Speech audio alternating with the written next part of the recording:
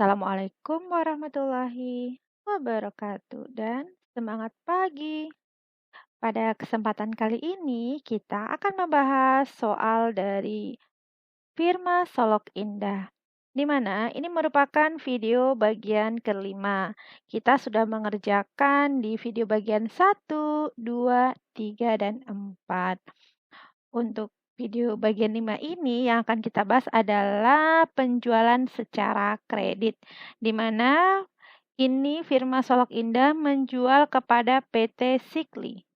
Untuk penjualan secara kredit akan kita catat ke dalam jurnal penjualan atau sales journal. Pertama, kita lihat dulu dari faktur ini tanggalnya. Ini adalah tanggal 3, maka kita tulis di sini kolomnya tanggal 3.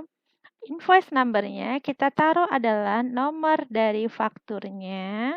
Kita pindahkan. Untuk deskripsi pada sales journal adalah nama dari customer kita. Di sini customer-nya adalah PT Sikli. Kita tulis nama customer-nya. Lalu kita lihat di faktur ini. Jadi faktur ini kita tinggal salin saja. Nah, dari ini semua kita salin ke dalam sales journal. Untuk total penjualan, kita akan salin di kolom sale of merchandise. Jadi di sini adalah Rp162.200.000 kita salin. Oke, seperti ini. Lalu PPN-nya adalah 16.220.000. Kita salin di fade out.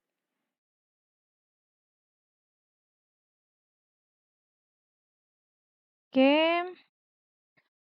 Lalu untuk piutang, nah ini sudah ada kalimatnya piutang. Kita tinggal pindahkan angkanya ke dalam kolom account receivable atau piutang itu adalah tambahan dari sales of merchandise ditambah dengan PPN outcome-nya. Nah, ini nama akunnya fade out. Kita pastikan dulu di sini daftar akun kita nih namanya memang fade out ya. Jadi ada namanya menggunakan istilah fade out, ada istilahnya PPN outcome. Nah, sama saja. Oke, kita lanjut. Ini karena ada kaitannya dengan nih account receivable, kita pindahkan dulu ya account receivable ini ke dalam kartu piutang sama ya 178.420. Kita buka kartu piutangnya. Kita cari namanya ini dia. Tanggal 3. Berarti sales journal. Posisinya debit ya. Ini posisinya debit. Kita lihat di sini. Ini posisinya debit. Jadi pindahkannya ke debit. Nah, kalau ragu jumlahnya tinggal pakai sama dengan aja kalau pakai Excel. Kalau manual tinggal ditulis. Nah, seperti ini. Jadi saldonya berarti saldo debit. Nah, berarti sudah dipindahkan. Apakah ini sudah selesai? Belum. Untuk penjualan secara kredit kita harus hitung namanya adalah COGS ya, cost of goods sold-nya. Nah, atau HPP-nya kita catat di jurnal umum atau general journal. Kita buat tanggalnya. Invoice number-nya sama dengan ini. Oke. Jurnalnya debitnya adalah ini dia. Cost of goods sold. Nih. Kreditnya adalah akun merchandise. Kita tulis dulu COGS-nya plus nomor akunnya agar memudahkan kita saat rekapitulasi jurnal nanti. Oke, kreditnya adalah inventory nih, merchandise inventory. Kenapa kreditnya merchandise inventory? Karena penjualan. Artinya kalau menjual barang, barangnya itu berkurang. Makanya merchandise inventory-nya di sebelah kredit. Begitu alasannya. Untuk angkanya bagaimana? Nah, angka ini nanti diambil dari kalau kita sudah menghitung dari kartu persediaan. Oke, ini nama barang-barangnya ya. Ini total barang-barang yang akan kita keluarkan. Kita buka dulu nih. Apa yang kita buka? Inventory card-nya. Kita mulai dari barang yang pertama. Ini dia, Aquatet. Kita cari nih. Ini dia. Tanggal 3. Ini nomornya kita samakan dengan yang tadi.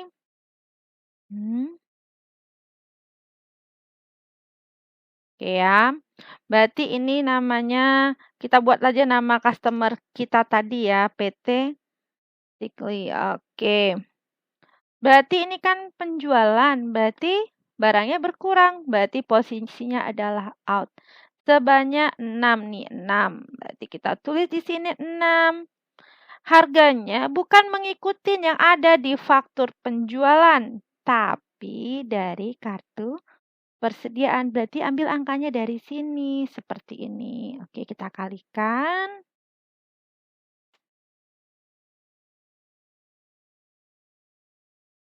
Oke. Kalau udah berarti saldonya adalah saldo terakhir dikurangi yang out. Karena out ya kita kurangin, kalau in baru kita tambahin. Oke. Berarti jumlah keseluruhan dikali dengan harga. Oke, kita metode FIFO ya. Oke, sekarang yang berikutnya, barang berikutnya ini 6 ya tadi ya. Sekarang Nurisu. Oke, kita cari Nurisu. Ini dia Nurisu. Kita taruh di sini. Berarti posisinya out ya. Nilainya 4. Oke, 4. Harganya ikut dari kartu persediaan. Betul. Karena kita penjualan. Kalau pembelian baru ngikutin dari faktur pembelian. Tapi kalau penjualan ya dari kartu persediaannya. Oke, saldo keseluruhan dikurangi dengan yang out. Harga tetap. Nanti saldo dikali dengan. Oke, seperti ini. Sekarang Ken Sigma 1. Oke, yang berikutnya kita cari. Ini dia ya. Kita copy dulu judulnya ini biar enak. Oke, seperti ini. Ini barangnya berkurang 5. Ini ya, 5 ya. Berarti di out 5. Harganya ikut yang harga saldo, bukan dari faktur. Oke, saldonya total sebelumnya dikurangin dengan yang kita jual.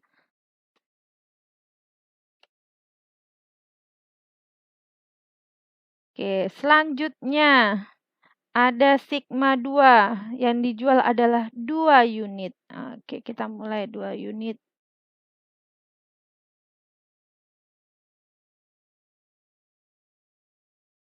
Oke, di out 2. Harganya ikut yang harga kartu.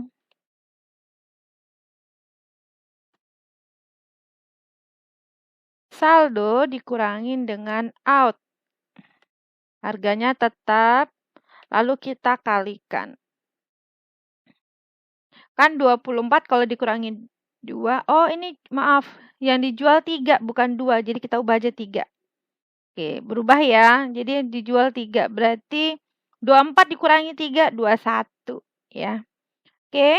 Kalau udah baru kita isi untuk general journalnya. Kita jumlahkan dari barang yang pertama. Dimulai dari yang out yang dijumlahkan ya. Barang yang pertama ini Aquatet ditambah dengan Nurisu. Nah ini dia. Ditambah dengan yang kita jual di Sigma 1 dan ditambah dengan yang out di Sigma 2. Nah seperti ini. Jadi untuk penjualan secara kredit itu kita salin ke sales journal. Yang ada di faktur salin sama persis di kolom-kolom sales journal. Lalu account receivable dipindahkan ke kartu piutangnya sesuai dengan nama customernya. Lalu kita buat jurnal umum atau general journal untuk cost of goods sold, yaitu HPP-nya, dan merchandise inventory-nya. Kita salin barang yang ada di sini, di faktur penjualan ini, ke dalam inventory card sesuai dengan namanya. Kita pindahkan satu per satu. Harga yang diikutin berdasarkan kartu persediaan, bukan dari faktur, karena ini adalah penjualan. Kalau sudah semuanya, dijumlahkan bagian out-nya, dipindahkan angkanya ke dalam general journal-nya, kolom cost of goods sold dan merchandise. Ini untuk faktur yang pertama PT Sigli. Sekarang kita lanjut ke yang berikutnya, yaitu ke PT Sejahtera. Untuk PT Sejahtera, ini merupakan penjualan secara kredit juga. Jadi, langkah untuk mengerjakan PT Sejahtera ini sama seperti kita mengerjakan pada PT Sikli tadi. Prosesnya sama persis, tidak kurang dan tidak lebih. Pertama kita buat tanggalnya ya, ini tanggal 4, kita tulis tanggal 4, lalu nomor fakturnya kita salin. Nah, kita salin di sini di invoice number. Nah, untuk deskripsinya sama, ini adalah nama customer-nya. Di sini customer-nya adalah PT Sejahtera, kita tulis. Nah, lalu untuk kolom-kolom ini kita isi sama persis yang ada di sini. Nah, ini dia ya. Kita salin dimulai dari totalnya ini. Rp225.500.000. Berarti sales of merchandise. Rp225.500.000. Oke, PPN-nya, PPN keluaran berarti fade out-nya.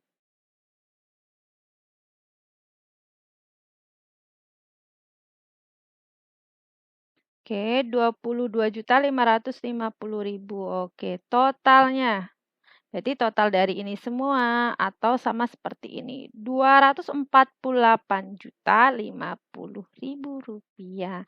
Nah, biar lebih mudah lagi, kita pindahkan nih PT Sejahtera ini ke dalam kartu piutangnya. Kita cari PT Sejahtera, ini dia tanggal 4. Lalu kita tulis sales journal. Oke. Angkanya kita ambil dari sales journal yang ini nih, account receivable-nya. Oke. Untuk saldonya, debit kalau ketemu debit kita tambahkan. Nah, seperti ini ya. Ini untuk saldonya PT Sejahtera jadi ditambahkan. Oke. Lalu sekarang kita kembali lagi ke sini. Berarti ini akun receivable-nya sudah sama. Sekarang kita ke general journal-nya. Berarti kita tulis tanggal 4. Nah, ini kita pindahkan ke sini. Oke, ini sama prosesnya. COGS-nya debit, merchandise-nya kredit. Oke.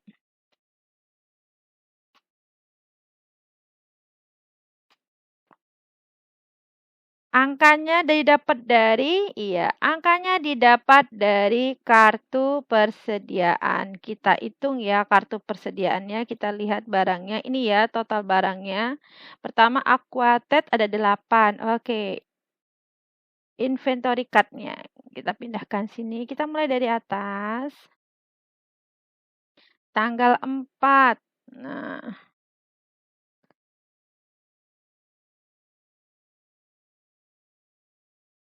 oke, PT Sejahtera.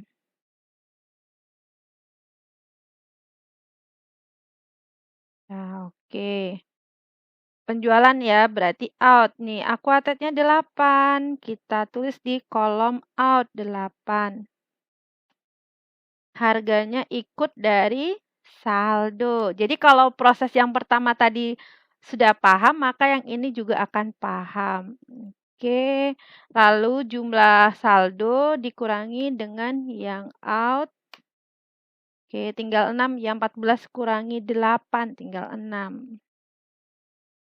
Harganya sama dengan di atas. perlu kita kalikan. Atau sebetulnya angka ini total adalah total dia saldo dikurangi dengan total out sama saja. Oke, sekarang barang yang kedua yaitu Nurisu. Kita ke Nurisu. Yang out, totalnya 5. Hati-hati ya, dilihat soalnya ini 5. Jangan sampai salah. 5. Harganya ikut yang saldo. Oke. Lalu 11 dikurangi dengan 5.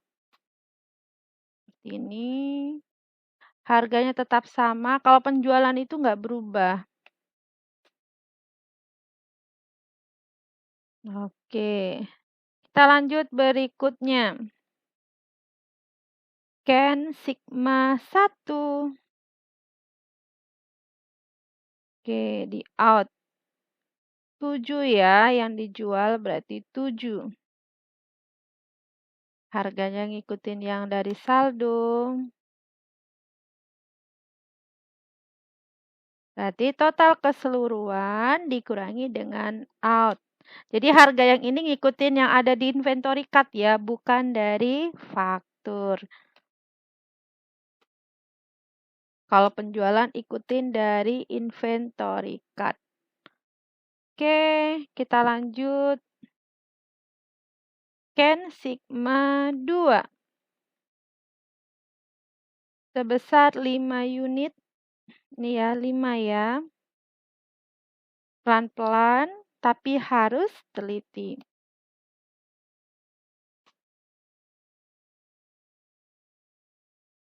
Oke, dikalikan.